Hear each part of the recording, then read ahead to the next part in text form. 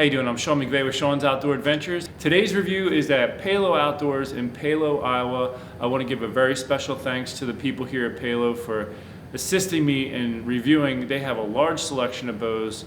If you're in the area, make sure you pop in, check out some of the bows, tell them I sent you, and let's get into this particular bow.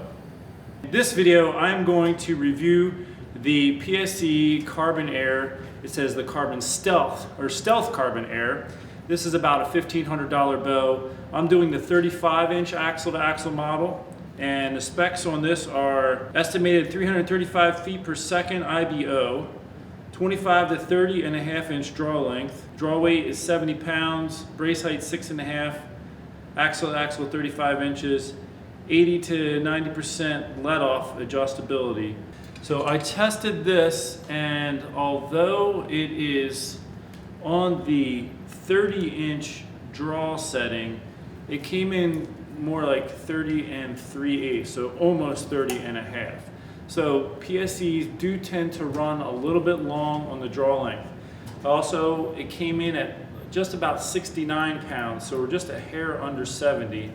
Let me do my back wall test here.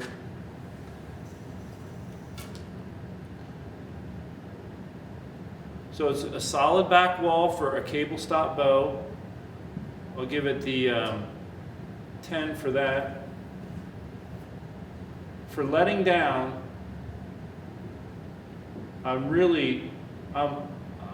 this is amazing. I feel like I'm not even holding the bow back right now.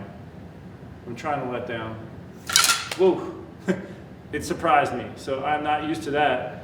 So this is one of those bows. It must be set at the 90% let off. I prefer 80% let off. So if you're gonna buy this bow, you might want to consider that, because if you're in a hunting situation, you saw how I just let down, and it doesn't look good, does it? But if you're in a hunting situation and you're already shaky, you don't want to be dealing with that. You want it to come down a little easier.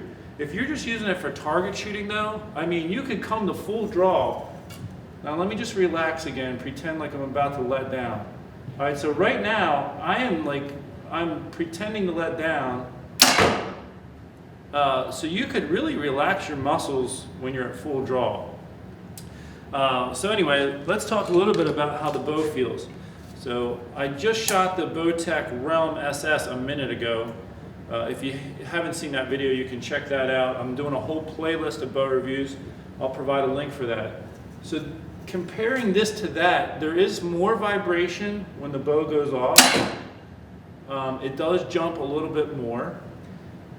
But I mean, these are just observations. And we're trying to compare apples to apples. If it doesn't matter to you, then that doesn't, it's no big deal. As far as like, how does the bow feel when it shoots? So this one, comparing it to the last one I did, has a little more jump, a little more vibration. It's also very light though.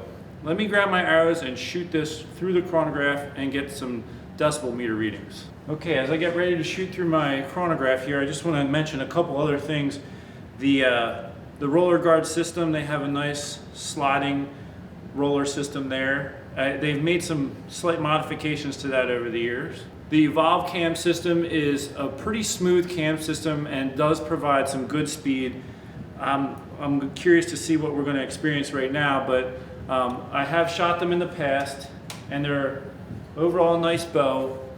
The only noticeable difference I see with this and some of the others, like let's say Bowtech and this, are fairly close in some categories and speed and stuff, but this one I think just has a little bit more vibration in the handle when it goes off. And as far as the handle, it has a comfortable grip. It has a flat back grip. It feels like it would be pretty easy to.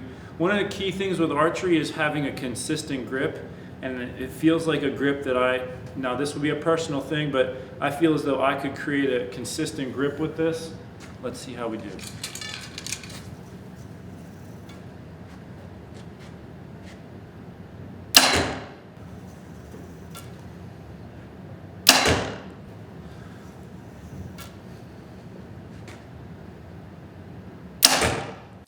All right, so now let's go over the data here. for the PSE Stealth Carbon Air. So my axle to axle measurement came in at 35 and 5/16, and their specs is 35. Brace height 6.5. There's a 6.5. The draw weight came in at 69 on mine, and it can go to 70. So with a little tweaking, we probably could get a little more speed out of this bow. And for the draw length, though, their specifications say 25 to 30 inch draw.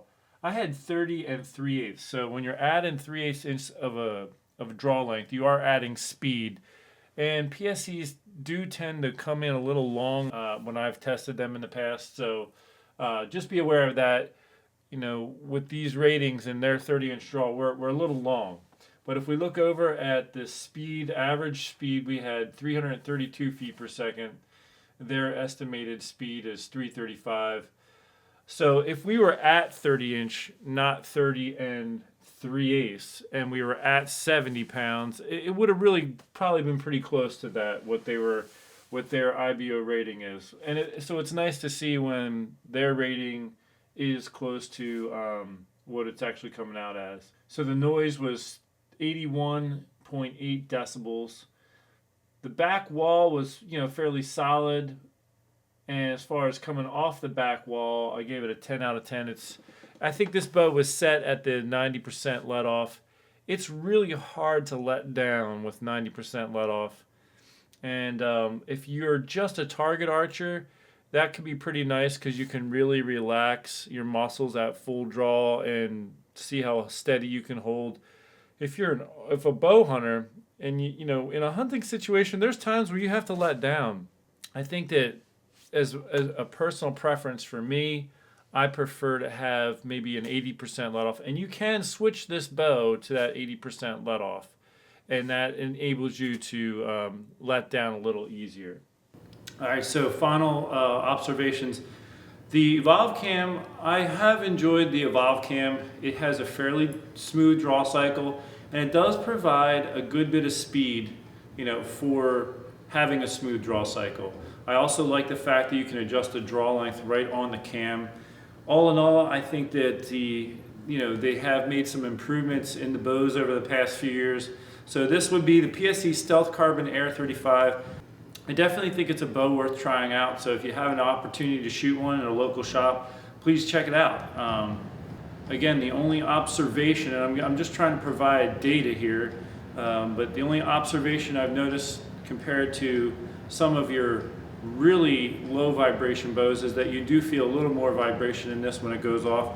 I don't know if that's due to the carbon riser itself or just other factors in their system, the way the limbs are.